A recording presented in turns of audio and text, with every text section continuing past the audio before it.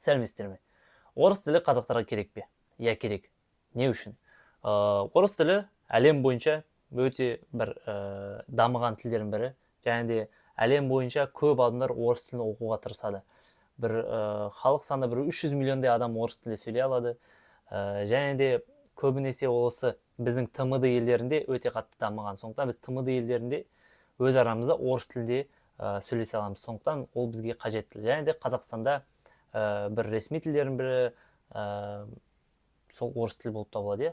Сондықтан жұмысқа тұру үшін өте көптеген мағлұматтар, ақпаратты алу үшін, елден бұрынырақ оқу үшін орыс тілі қажет. Неге десеңіздер, барлық ақпарат, барлық кітаптар бірінші қазақ тіліне аударылмайды, барлығы орыс тілінде доступны. Сондықтан орыс тілінде доступны болғандықтан кейін сіздер орыс тілін білу керексіздер.